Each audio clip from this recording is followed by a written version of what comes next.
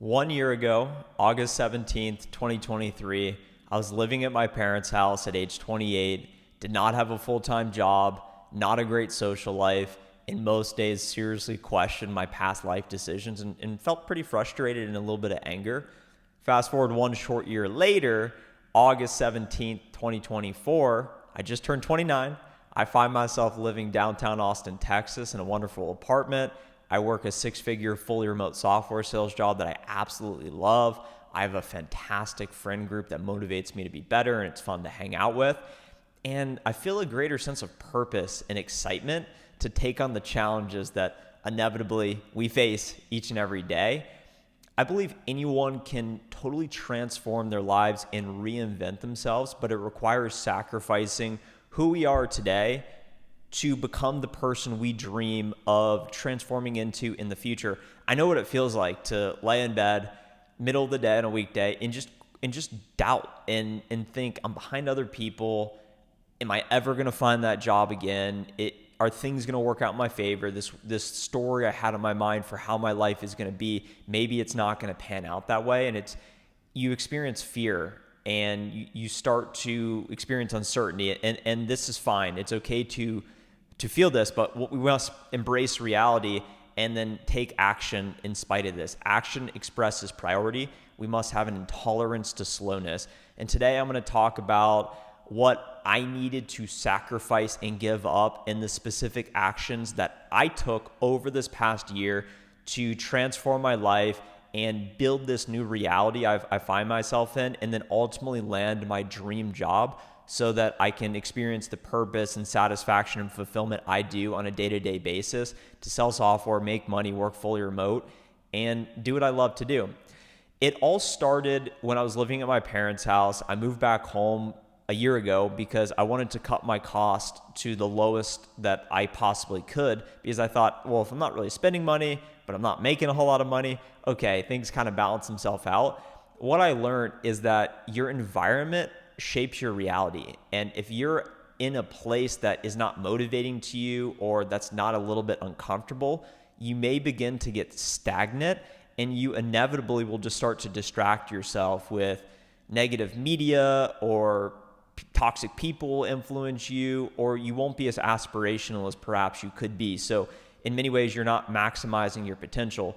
I made the decision that I needed to go to the place that I thought other like-minded people were at. I always wanted to live in Austin, Texas. Even when I was living in Dallas, Texas, the previous 5 years, I always wanted to be in Austin, but it never really just makes sense to uproot your life and just move to that place you want to be. Fortunately, I was at a place where I was not working a full-time job, living in my parents' house, had some money saved up, knew I had something inside me that could manifest into something great, but I needed to capture that. I needed to lean into that. So I told everyone around me, I said, I'm moving to Florida. And I like Florida because I like the weather. I see Jeff Bezos moving there. I see all the other successful people in Miami. And I thought, okay, I'll move to Florida. So I tell everyone at this family reunion, I'm moving to Florida next week. And then I'm laying in bed during that week. And then I had this moment of sobriety where I realized, you know what, your heart's in Austin, go to Austin. So I just decided that week, I'm moving to Austin this week. It's never a good time to uproot and move. So I just had to rip the Band-Aid off, pack up my car, and start driving. When I moved to Austin, I had no living arrangements set up. I didn't have an apartment. I didn't know anyone. I had no job set up. I simply packed up my car, drove to Austin, Texas from Columbus, Ohio, moved into an Airbnb for a week, set myself up. It was a shared Airbnb, so other people were there. It was not a great experience. And then I started visiting apartments. And then I decided, hey, I love this apartment, 24th floor, downtown Austin, Texas. This is where I'm going to live. And I moved in. And that decision to change my reality and create this new environment, that is what allowed me to build momentum. So if you're feeling stuck where you're at, don't be afraid of the unknown in going to that place that you believe there is opportunity. Once I got to Austin, Texas, the next thing I had to give up was this old identity of myself and what I liked. So for example, going out and partying on the weekends, or being around people who are worried about sports gambling or playing video games or wasting time with leisurely stuff, I consciously wrote down, okay, I do not drink alcohol. I don't go out and party.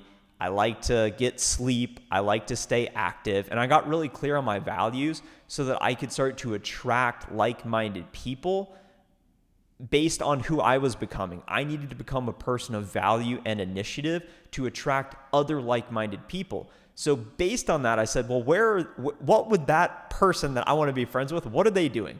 Okay, they're going to a Saturday morning walking group at 8 a.m. to walk 5 miles around the Lake of Austin. They're going to yoga class every day. They're doing breathwork classes every day. They're not going out and drinking. So over the past year, I've not had alcohol in the last 350 days. I don't say that as a virtue signal. I say that to share it's possible. You can just decide to stop. And then you can hold the people around you to a standard of, hey, if you're going out and drinking alcohol and you're trying to convince me to make bad decisions, we probably aren't going to be friends. If you don't like to stay active and work out and have a clear mind and not distract yourself with vices or lust, then yeah, we'll probably get along if you're about that. But if not, it's okay. But then we're probably not going to be a good fit. So that is what allowed me to attract like-minded people in my life so that I could have a social life and have friends and be around people that would motivate me and then push me to say, Trent, although you've been out of the software industry for 450 plus days, you can get back in. You have what it takes.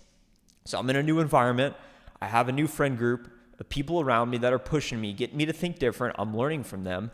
And then that gets me to a place where I now need to do more self-work. I'm now at a place where I'm here, have some friends, but I'm not feeling, I had a friend on a walk. He said, what area of your life is not a 10 out of 10 right now? And I said, work.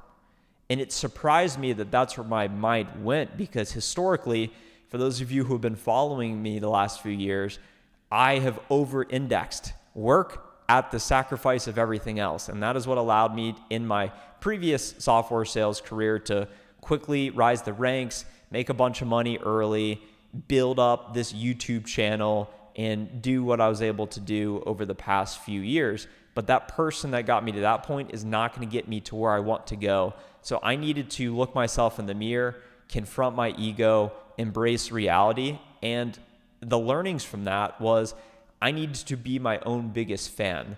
I needed to find compassion for myself. I needed to experience self-love and recognize that I don't have all the answers. I don't need to be perfect. I can make mistakes. I cannot know everything.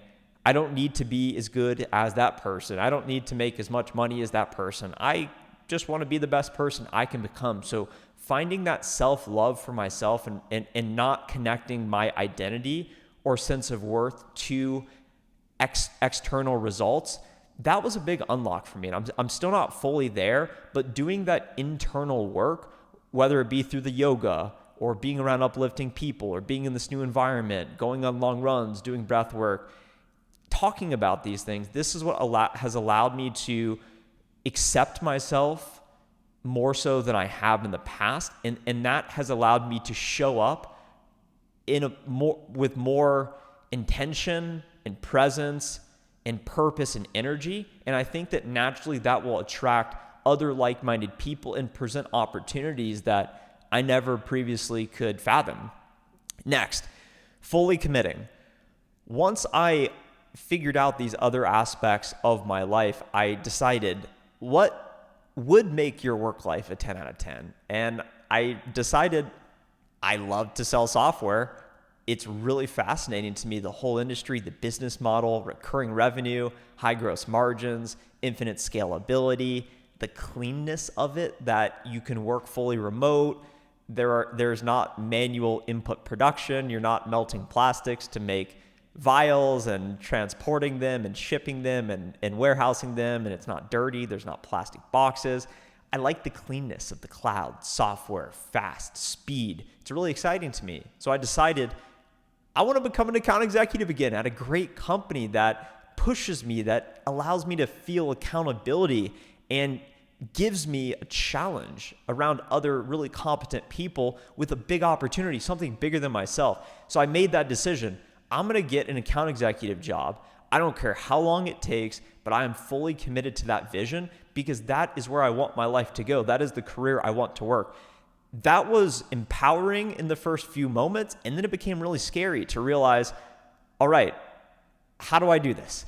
And that's the spot some of you may be at that are looking for that job, because to transform and create this new life over the past year, ultimately the finances, the numbers is really important. You got to be making money to be able to sustain a certain quality of lifestyle and do what you want to do. It's important to be making money. It's important to be successful. And that's relative. Some people, it means different things. But to me, I needed to feel that. So I made the commitment. I'm going to get an account executive job no matter what it takes. And I started to take action. What would that person do that's committed to getting a job? They would build a list of companies, and that's what I did. And I even put out a video on that, the 24 best software companies to work for in 2024. And then what do you do then? You start applying to the companies. Okay, so I started applying to the companies.